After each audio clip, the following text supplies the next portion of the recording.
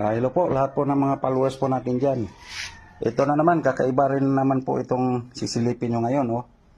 Tingnan nyo po. Bawal po ito, bali gawa po ng China. Kaya tingnan nyo po, napakaganda. May ibong adan na rin po. Oh. Sa silipin nyo sa pinakaloob. Ayan, wow. Sa pakinggan nyo po yung tunog. Oh.